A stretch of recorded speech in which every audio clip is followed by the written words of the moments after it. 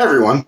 Today we are going to go over my Royal Blood inspired bass rig. I gig with this with my band Audio Box.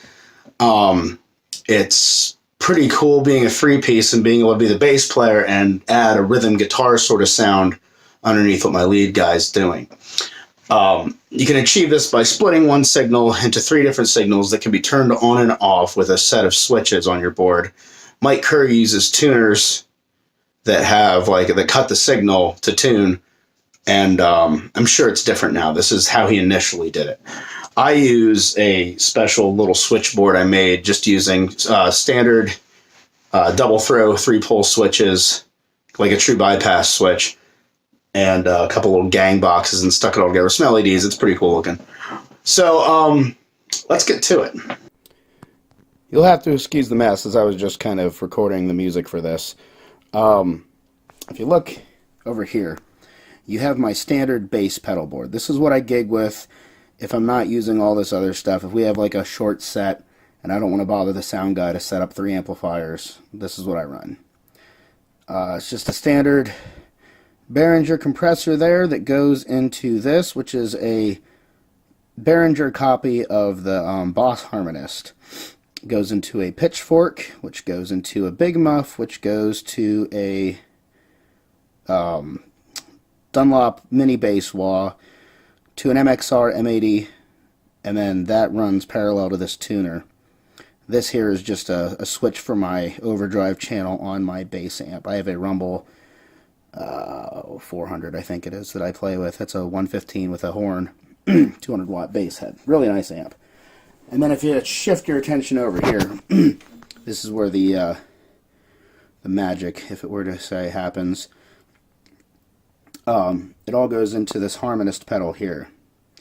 Now, mine's different than Mike Kerr's, where I split only using the pedals I have. I don't have a triage pedal, which takes my signal and buffers it and everything. What that does, in his case, is keep it from getting noisy. The way I did it, it's not really a problem. So from the second harmonist pedal, this is set to an octave. It goes to the digital delay and a Behringer Ultra Metal pedal, which I actually like because it has a 3-band EQ. It goes into the switchboard and out. The second channel goes to this POG 2 pedal, then to a turbo distortion, a DS2 by Boss, and then I just have it running through a short reverb to kind of get a nice wash effect. That's more of my rhythm guitar, and then that runs to the second pedal in the middle here. And this third one's actually just my bass, which comes from over here. And then to get the signal over here initially, the second channel of the ultra shifter goes over to the second ultra shifter. So you're getting 3 channels out of one signal. And the reason the buffering doesn't so much matter with mine is because all my switches are at the very end of the chain, so when I turn them off, they're quiet. They're completely silent. So now that you've seen it, I'm sure you've got some questions of your own. Leave them in the comments.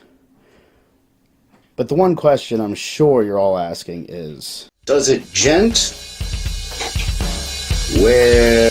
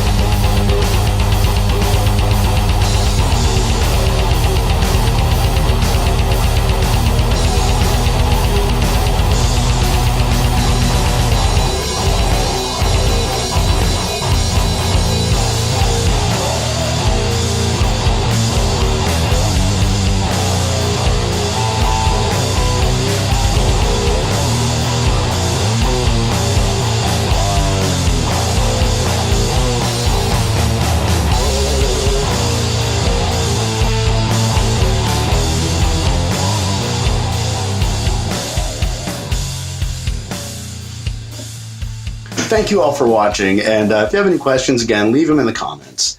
I'm more than willing to explain how this works, the signal splitting, the whole 9 yards, and how most pedals are built with buffers to really not allow a whole lot of bleed back through. So you don't really have a whole lot of other noise coming back through, especially with the true bypass switches that I have built into it.